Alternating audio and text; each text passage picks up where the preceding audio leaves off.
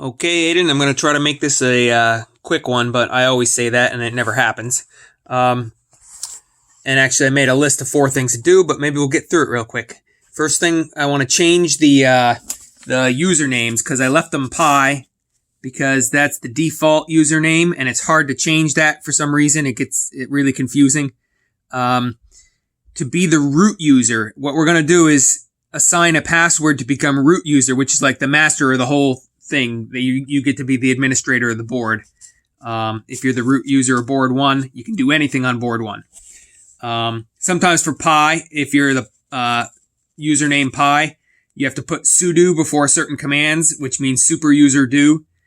It gives you momentarily administrator privileges. But we just want to activate root by giving it a password. And after we do some stuff, they recommend that you disable the root user password. Everybody else recommends that you do. I'm going to leave it open because we have an air gap computer. Nobody's going to break in anyway. But if you were doing anything like if you used your Raspberry Pi as a Bitcoin wallet, you would definitely want to make sure you're not because passwords are pretty insecure. People can brute force hack them. So if you have a root user password and you're hooked to the internet, somebody can gain access to your system that way. But if the password's disabled and you can't be root, I almost kind of don't understand that because wouldn't somebody just hack your Pi username and then give themselves root privileges by giving themselves a password? Anyway, I don't know. People recommend that you shut down the root user afterwards, and I don't care because it's an air gap computer for us. But so that brings up a point. So one thing we're testing is if this USB port works well. I don't know what this switch here does, the 1, 2, 3 switch. I have absolutely no idea. So hopefully it's not switching between the different ports. If it was, there'd be four switches because there's 4 ports here. But anyway, this is hooked into your master. That's your setup here. We're going to try this HDMI cord. Hopefully that's working.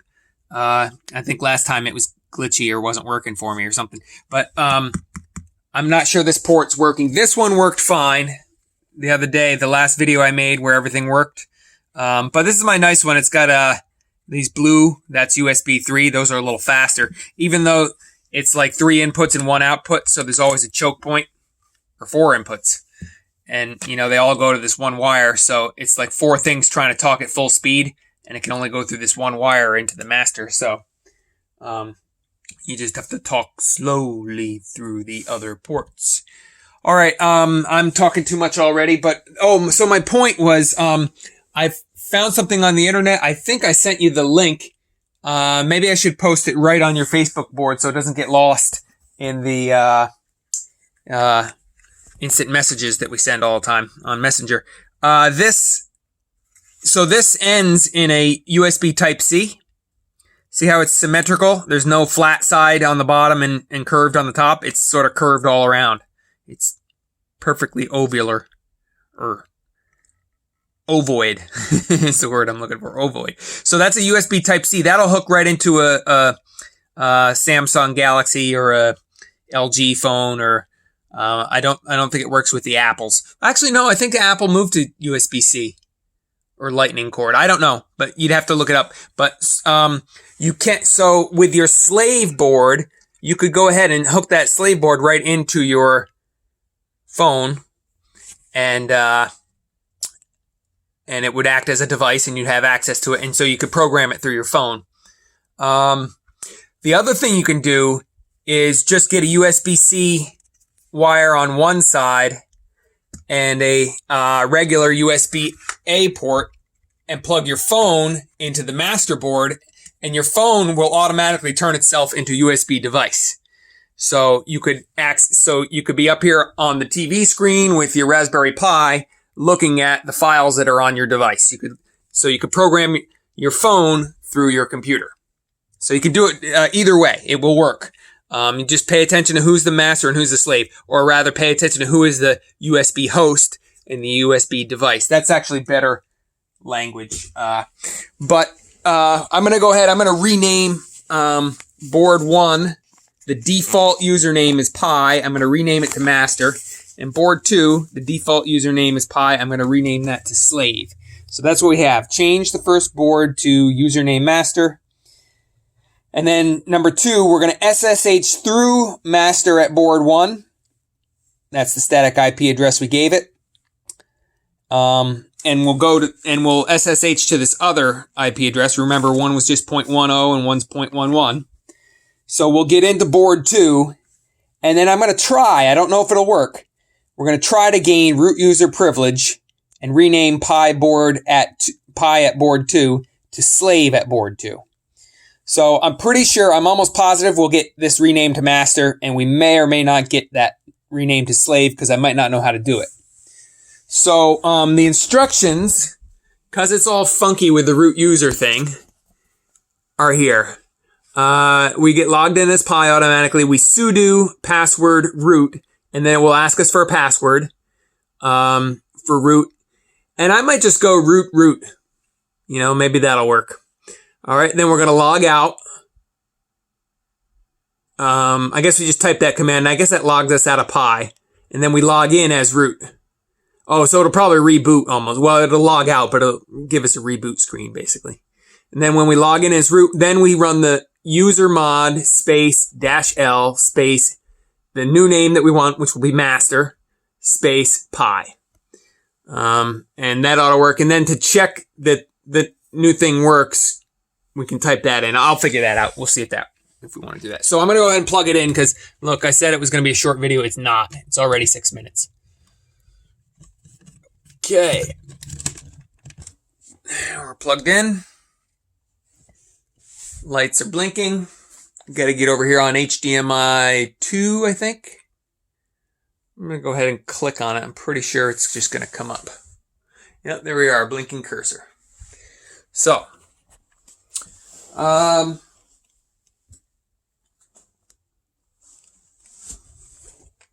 don't know, you just stare at my face for a while. Oddly enough, ran out of things to say. Well, I might as well go over the rest of the list of what we're doing. When we get to number 3, it says don't disable the root user. So we're going to not disable it. Then, so number 4 and number 5, we're going to generate an SSH.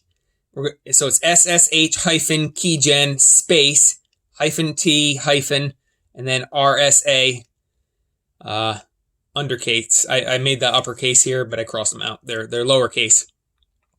And that will create a key pair. A pair of keys, but it's actually creates a thing that's like a padlock and a thing that's like a key. And you can copy the padlock and send it to as many devices as you want over any insecure network. Doesn't matter. Everybody can see the padlock, but you keep the key local on your one machine and nobody ever gets to it. So it's more like creating a key and a padlock that can be copied. And so that's this last thing we'll do on this video is ssh-copy-id space. Can't read my writing.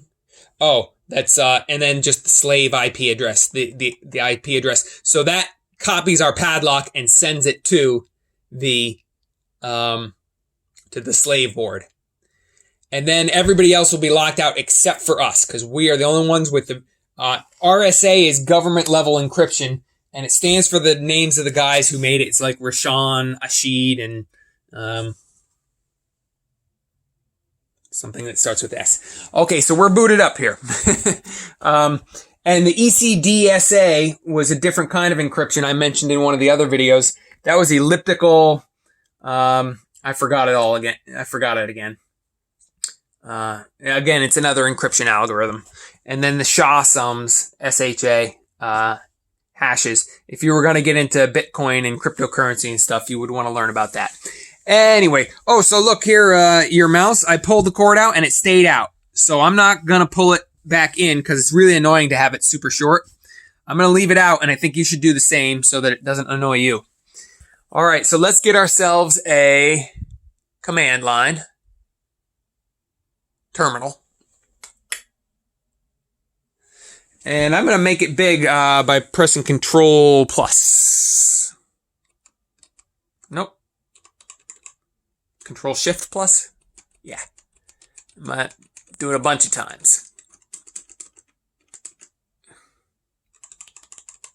There we go. That might get annoying if it spits a bunch of letters and numbers out at us, but okay, so I'm gonna get out to the root directory. Actually, that's confusing because there's a directory actually called root, R-O-O-T, and then there's just the / root directory. And then there's the root user, which we are not. We are the Pi user. But so it gets really confusing if you say, oh, just go out to root or just be root. You have to be really specific if you just say, oh, just do it through root. And then people are like, well, what root? What do you mean? Root directory? The directory named root?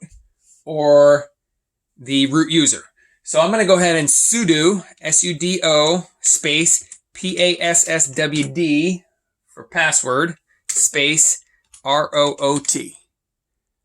And I'll press enter. New password. And I said I just do root, R-O-O-T. Retype new password, R-O-O-T.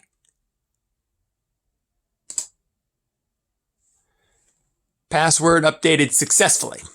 Okay, now we want to log out. Bash logout.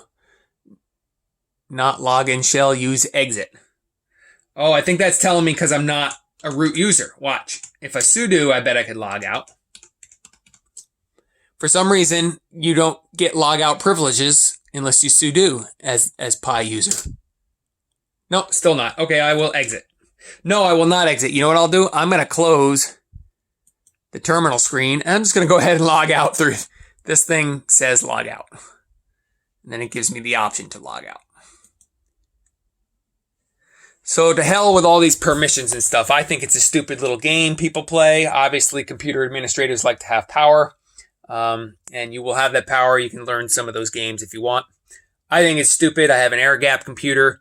I have enough trouble trying to get my robot to walk and talk and function. All right, so here we are. We're back up to the login screen, and we're going to pull down this pull-down method. Other.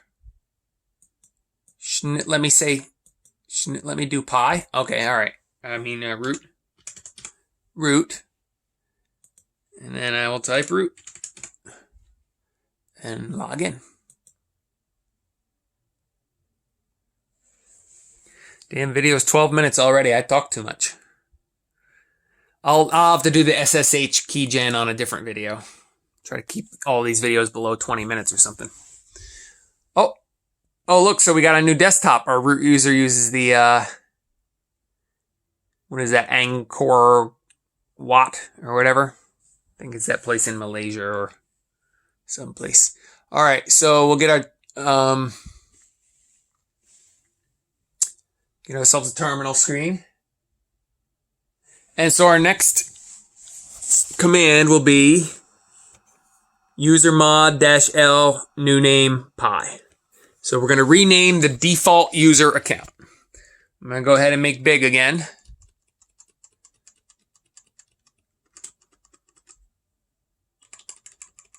Notice we are now root user at board 1. Board 1's our host name. So root is, and so notice again, we're in the home folder of the root user. So cd space / I always do that because it gets me out to the root folder, which is not the ROOT folder. Maybe that's what I'll call the ROOT folder, will be the ROOT folder, and the root folder will refer to the very base of our file directory system or whatever. Okay, so I'll shut up now and just type in usermod space -l space new name, which we want to be master, M-A-S-T-E-R, no capitals. And then Pi is the one that we want to rename. Usermod space -l space master space Pi. That seems good to me. I'm going to go ahead and press enter. User Pi is currently used by process 457. Oh, it didn't log out. It must not have logged out. I'm a little pissed at this computer. It's stupid. So let me try to well, I could kill. All right, I think PID is that process ID. I think I can run that command. No. Sudo PID. Usually gives you a list of the processes. PID-H. Yeah, I must be stupid. Never mind. All right, I guess I'm going to just kill the terminal screen and shut down the whole Pi.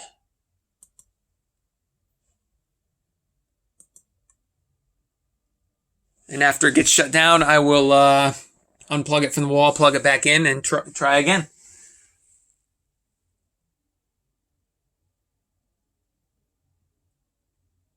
Yeah, I don't know. People on the internet, they put up instructions, but what happens is every time they put out a new Pi board, they change things around a little bit, or the software gets changed. And then I guess I should pay more attention to when the person posted the advice. But really, people should post less advice on the internet if they don't know what they're talking about. Or if their knowledge is only contextual. It only works in a certain context. Or they should state their context clearly. Maybe they didn't state their context clearly. All right, I plugged it in again. There's the Raspberry screen, or the Rainbow Splash screen. Oh, here's our video up at 16 minutes already. Oh well. Blinking cursor. Well, I'll be bummed if I went and made a root password and logged in as root, and I'll be bummed if it won't let me rename Pi. The default username. I'll have to figure out the right way to do it. All right, so I'm gonna go ahead and write down root user password is root.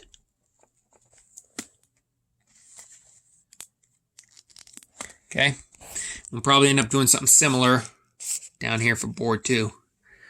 Oh, here, let me cross this one out because that one is incorrect now. That was just a temporary one that the DHCP assigned. The Dynamic Host Control Protocol something. All right, here we are. Oh, it automatically logged us in as Pi. God damn it. I didn't want that.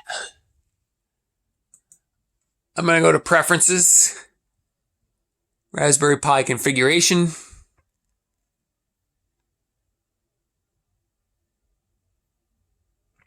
And I'm going to click off the login as user Pi on the auto login. I don't want that. Boot to desktop or boot to command line interface. I'll say to desktop. Splash screen enable or disable. All right, so that's okay. The only thing we changed was the auto login as Pi. So I'm going to go ahead and shut it off again. I know it's stupid and it takes a lot of time, and then I just babble. But shut down. Then after I make sure it's shut down, I'll pull the wires out and put them right back in again. Maybe I'll go over, it'll save us time on the next video. Or I guess I already did, kind of. Here's my other notes on the SSH key generation.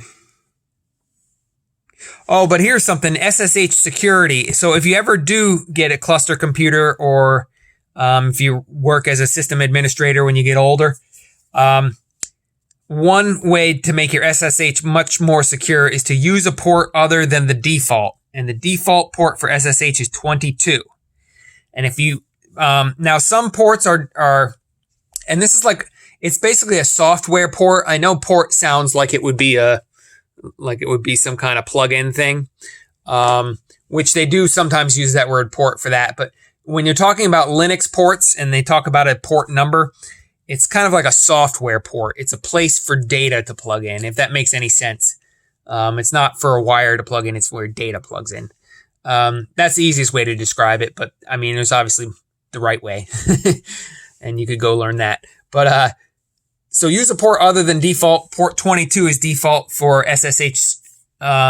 So if you had a bunch of computers at work and you wanted to be the administrator and keep your phone in your pocket, and you were always the root user for all those computers, and you could always SSH into all of them, you would want to not have it on port 22. So if you're dialing from home to control it, you want your phone to dial into the work computers at some port other than 22, because that lets anybody who's smart about SSH and wants to try to break it, they will go to port 22 first to try to get to it, to break it. If you put it on another port, they would have to scan all the ports, and it's a big hassle, and it makes it much, much harder for people to gain access. Now, another thing they said was SSH has a password security feature. You want to disable the password because you're going to use the keygen instead. And the keys are cryptographically strong. The password is not. The password can be brute force broken. So SSH password, bad. Raspberry Pi passwords, they're not good, but they get you into what you need to get into. But SSH passwords, bad. We want to get rid of those. We want to use the keys instead. Okay, I'm sorry, now I did all that talking, I didn't unplug. So it's kind of like a hard reboot here. Just plug it right in. All right, I guess that's something I can babble out about. Look, I've got all these, but these I'm going to use probably for my robot. Here's this 10 port. They're all USB 2.0s. But this one has an external, it's got its own separate power supply. So maybe if I'm running some boards that need to run little DC motors, maybe I might end up using that as long as I don't fry the thing. Now this one's full of USB 3.0s, which is very good. And let's see, what does it end in? Does it end? Yeah, it ends in a USB 3.0. So this would be a hell of a choke point. If this goes at, I forget what they go at, maybe 3 gigabits per second, or gigabytes, I don't know which. It would have to be 3 gigabits divided by 10. That would be the maximum for each of these. Or you could have one running at 1 gigabyte and the rest running at very, like a mouse or a keyboard, very small amounts of data run through it. Now here's this one. It's kind of nifty with the little switches. That's what made me think of it was plugging into the wall over there. I thought switches. But it's a USB 2.0, see, because of the white there. And these will all be 2.0 as well. So it'll be much slower. And then it's got these little lights light up on the side that tell you when you've got it turned on. All right, boy, we're already up to 22 minutes on this thing, and here we go. So it's asking me to do Pi again. I don't want to. And it doesn't offer me root. I just have to click on other. And then write root. Enter. And then root. And now log in.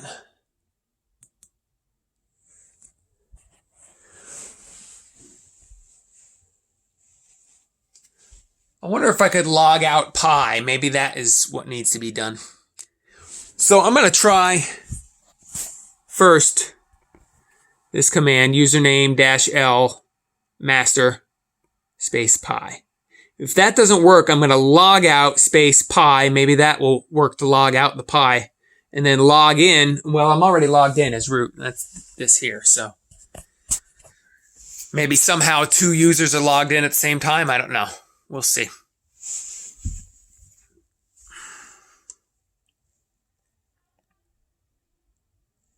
Boy, I hate software.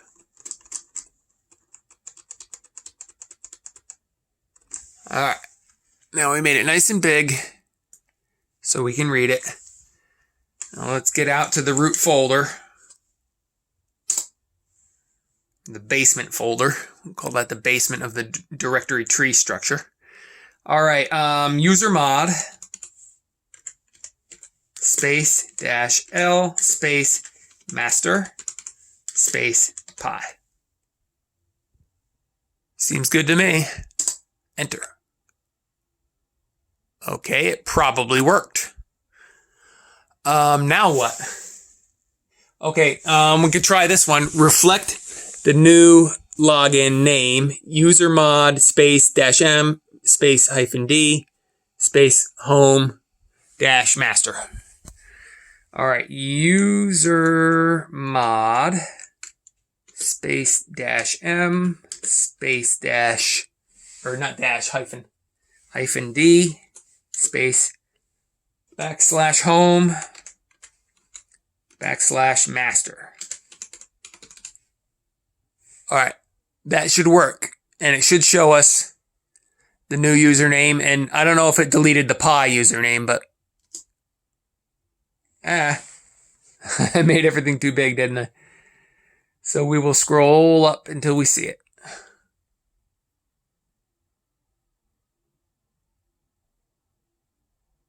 Oh. It didn't like the options I used, I guess. Move home, move contents of the home directory to the new location. Use only with -D. Alright, well that should have worked. That should have moved everything that was in Pi over to... Alright, so let me just CD into it. CD/home. Enter. And then I will ls to see if there's a Pi folder or if there's a master folder, if there's both, or just master. Just Pi. Damn it. This is stupid. Oh, unless sometimes ls dash, is it A or L? Something shows the hidden folders.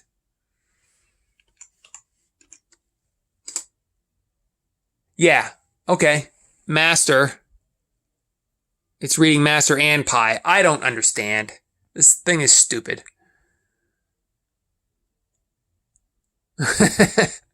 Stupid computer. All right, let me try CD space dash home dash master. See if it'll go into that. No such file or directory. I don't know, maybe I'll log out and go rename the Pi file to master. Maybe that'll work. I don't know. Let's call this the end of the video because I screwed it up. But here's the good news is that works, and I can send you that one. Yeah, let's see. The mouse worked fine. The keyboard worked fine. Oh, I didn't try anything into the slave board to see if that... But I think all these ports are turned on. I have no idea what this switch does. No idea. 1, 2, 3. Don't know what it does. I have no clue. All right, that's the end of this video because it's already up to 27 minutes. It's the longest video yet. I don't know that I accomplished anything. But, oh yeah, I still wanted to go to board 2. But since I didn't get board 1 done, I wanted to go to board 2 and try to rename it through SSH. So maybe we'll make 3 videos. The second video, after I get the first one figured out how to get Pi turned into saying master.